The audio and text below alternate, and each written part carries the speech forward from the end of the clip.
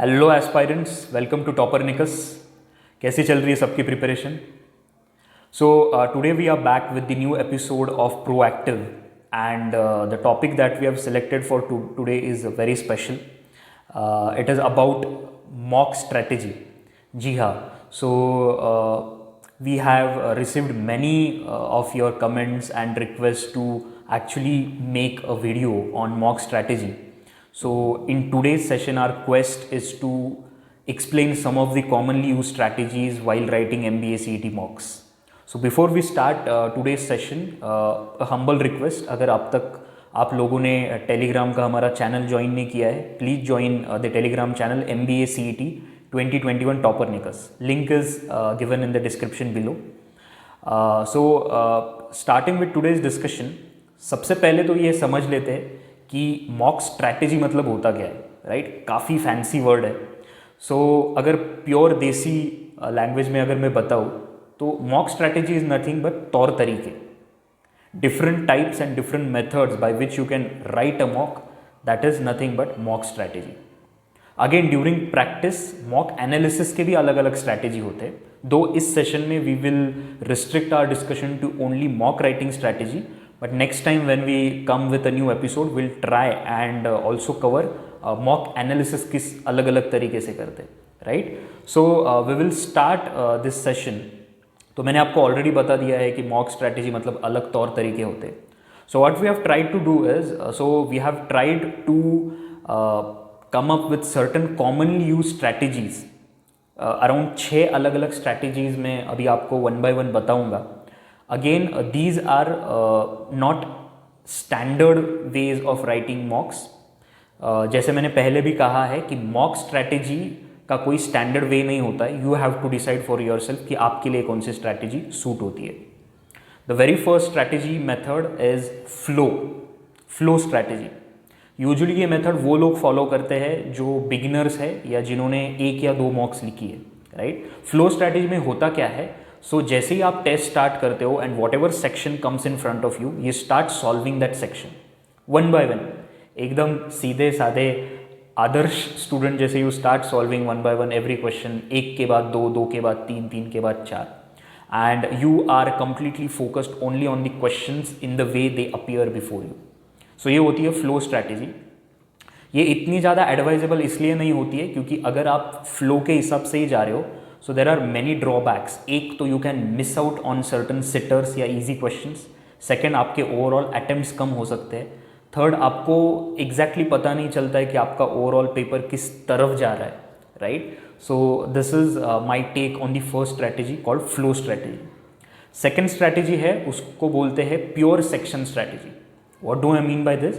So some of the students, they decide कि I will solve these 2 or 3 sections only, and they do not have very strict measure for time.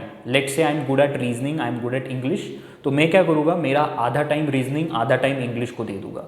There is a very strong misconception that अगर मैं for example can't या कोई भी एक section मैं side में रख देता हूँ and I will try to cover my score in maybe 2 sections और 3 sections, क्योंकि मैं कॉन्ट में अच्छा नहीं हूँ so I won't touch quant. This is not a very good way to go ahead, right? Because सारे के सारे क्वेश्चंस किसी एक सेक्शन के हमेशा चैलेंजिंग नहीं होते. If you really want to accelerate your score you need to strategize properly considering all the 4 sections, right? तो सेक्शन में यही होता है कि स्टूडेंट्स कोई भी एक पर्टिकुलर सेक्शन ले लेते, वो पूरा सॉल्व कर लेते, फिर उसके बाद अगले सेक्शन पे जाते, वो पूरा सॉल्व कर लेते. अगेन इस टाइप का लिमिटेशन ये हो जाता है कि आपके अटेम्प्ट्स जो है वो बहुत एक लिमिटेड रेंज में हो पाते हैं. And the second thing is that again वही सिटर वाली बात, लेट्स से कि आपने कॉन्ट ठीक से प्रिपेयर नहीं किया है, but what if 10 to 15 questions on that particular day in the quant were very much doable, then you missed on those questions, right? So ये था second strategy, simple section strategy. The third strategy which is very interesting is section plus time. तो इसमें हम क्या करते हैं कि the student decides कि मुझे किस फ्लो में या किस सीक्वेंस में मुझे अटेम्प्ट करना है. Let's say I will attempt reasoning first, then I will go for VARC, then I will go to quant and then I will solve abstract example, right? उसके साथ द स्टूडेंट ऑल्सो डिसाइड्स कि मुझे कितना time devote करना है to every section. Let's say मैंने पहले reasoning ले लिया, सो फॉर एग्जांपल मैंने 60 मिनट्स दिए, फिर उसके बाद मैंने एग्जांपल कॉन्ट ले लिया, मैंने उसको 35 मिनट्स दिए, फिर मैंने VARC ले लिया, मैंने उसको 30 मिनट्स दिए, फिर मैंने एब्स्ट्रैक्ट ले लिया। So I have fix timings, और उतने टाइम के बाद I move to the next section. तो जो एडवांटेज है MBA CET का, that you can switch from one section to other, वो यूज़ यहाँ पे स्टूडेंट्स करते हैं। और इससे होता ये है कि you are able to attempt all the sitters, all the easy questions at the same time, maximize your attempts, right? So this is one of the better strategies to have, section plus time. The next strategy which is very interesting, और उसको बोलते हैं cycle strategy. Yes, you heard it right, cycle strategy. इसका मतलब क्या होता है, student start करता है क्वेश्चन 1 से एंड वो एक पूरा चक्कर लगाता है पेपर का, and he in the first round he will solve only those questions which he finds relatively easy. तो एक पहला पूरा चक्कर लगाएगा 200 क्वेश्चंस का, जो इजी क्वेश्चन है वो सॉल्व कर लेगा। उसके बाद फिर से दूसरा राउंड लगाएगा, उसमें मॉडरेट क्वेश्चन सॉल्व कर लेगा। अगर टाइम बचे तो थर्ड राउंड भी लगाएगा, जिसमें moderate to challenging question solve कर लेगा। This is also one of the better ways, जिसमें होगा ये कि आप जो है काफ़ी easy to moderate question solve कर पाओगे। एक लिमिटेशन इसका ये भी है कि शायद आपको अगर दिखे कि आगे चल के पजल्स बहुत चैलेंजिंग आए हैं पेपर में, या फिर VARC के RCs काफ़ी बड़े हैं, लेंथी है, so maybe you may fall a bit low on your morale, that may be one of the limitations, but then otherwise आप अगर इस टेक्निक को ठीक से यूज़ करें, this can prove to be useful for you. So ये हो गई cycle strategy. The next strategy जो कि काफ़ी इंटरेस्टिंग है नाम से ही, and that is sandwich strategy. Yes, sandwich. इसमें होता क्या है, जैसे नाम ही बताता है कि this is specially for the students जो कि एक सेक्शन कुछ देर सॉल्व करने के बाद थोड़े से बोर हो जाते हैं कि sir I have solved reasoning section for 40 minutes, अभी पता नहीं क्यों बट ब्रेन थोड़ा सा स्लगिश हो गया है, सो आई नीड अ ब्रेक। सो कुछ स्टूडेंट्स वो 40 मिनट्स सॉल्व कर लेंगे, उसके बाद may be they will place 10 questions of visual और एब्स्ट्रैक्ट रीजनिंग इन बिटवीन, फिर से आके रीजनिंग, देन मे बी बीच में RC। तो जिस तरीके से सैंडविच में अलग अलग लेयर्स होते हैं, उस तरीके से वो लेयर में पेपर सॉल्व करते हैं।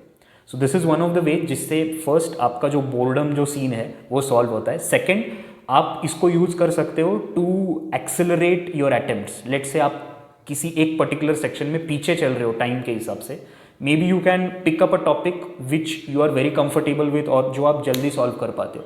तो उससे होगा ये कि आपका ओवरऑल अटेम्प्ट आपको ऊपर जाते हुए दिखेगा, and then you will feel comfortable.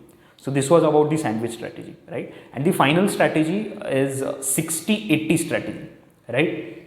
इसमें होता क्या है, जैसे नाम ही बताता है कि 60 मिनट्स में स्टूडेंट्स टारगेट करते हैं कि 80 क्वेश्चंस अटेम्प्ट हो जाए, right? This method was very good till maybe 2014-15, but उसके बाद से अगर आप पेपर देखो, the paper has been on moderate to challenging level side, right? So वहाँ पे आप अगर 60-80 से चलो, और लेट से आपने जो पहले सेक्शन उठाया उसमें आपको चैलेंजेस आए, you will have your confidence level seriously hit up।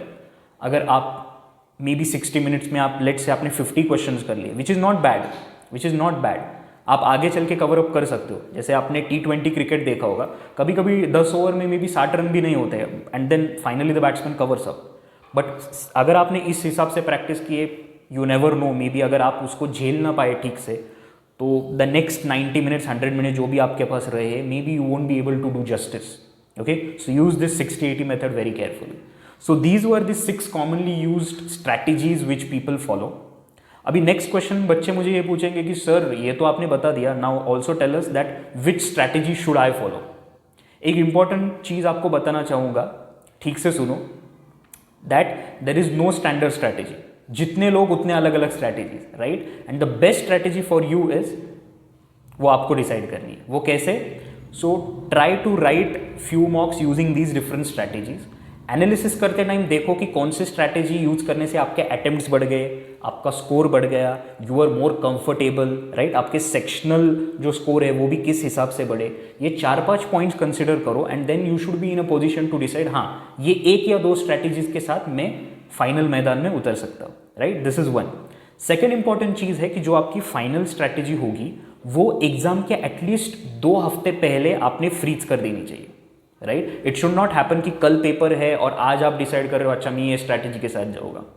One more important thing is be flexible with the strategy. Let say किसी एक पेपर के दिन एक पर्टिकुलर सेक्शन अगर चैलेंजिंग आ गया, कुछ टाइप चैलेंजिंग आ गया, you should have that flexibility कि आप आपकी स्ट्रैटेजी थोड़ी सी मोल्ड कर सको, That is also very important, right? And one important point which will play a very integral role while you are designing your strategy, that is the type of mocks. तो आप जो भी मॉक्स ले रहे हो, make sure that those are quality mocks. What do I mean by quality mocks? उसकी level जो है वो सीईटी के एट पार होनी चाहिए, राइट? सिंपल एग्जांपल अगर मैं दूँ, अगर आप बाइक की रेस करने वाले हो तो आप ना ही साइकिल पे प्रैक्टिस करोगे और ना ही कार में प्रैक्टिस करोगे, राइट? आपको बाइक पे ही प्रैक्टिस करनी पड़ेगी. तो उसके वजह से आप मॉक्स ले रहे हो, सो मेक श्योर दैट बहुत लड्डू मॉक्स नहीं है, वरना होगा ये कि मॉक पे तो आपका स्कोर आएगा 130 140, पेपर में कुछ गड़बड़ हो जाएगी. आप में से काफ़ी लोगों ने एक्सपीरियंस भी किया होगा. और ऐसा भी ना हो कि पेपर बहुत चैलेंजिंग है मॉक्स, उससे आपका मोरल डाउन हो जाएगा, एट द सेम टाइम आपकी स्ट्रैटेजी ठीक से नहीं बन पाएगी. So make sure that you go with quality मॉक्स जिनकी डिफिकल्टी लेवल एट पार है with CET. So that is from my side on today's point about how to form mock strategy, right? Before we close, I would like to make an announcement which is a good news for all of you. तो आप सब लोगों की request थी, इसके वजह से we have launched our own test series. All these test series are crafted by the alumni of JBIMS, right? So we take utmost care कि CET के लेवल के क्वेश्चंस इसमें आए. और सबसे बड़ी गुड न्यूज़ ये है कि सिंस आप लोग ज़्यादा से ज़्यादा मॉक सॉल्व कर पाओ, we have launch this at a very affordable fee, right? So we have the test series starting from ₹800. जी हाँ, सिर्फ ₹800 से. So all you need to do, अगर आप इंटरेस्टेड हो to buy these quality mocks, description में आप देखोगे कि गूगल फॉर्म है, आपको बस आपका नाम और कॉन्टैक्ट डिटेल्स देने हैं एंड कुछ ही टाइम में आपको एक्सेस मिल जाएगा हमारे टेस्ट सीरीज का. So here will stop. Until the next discussion, happy preparation.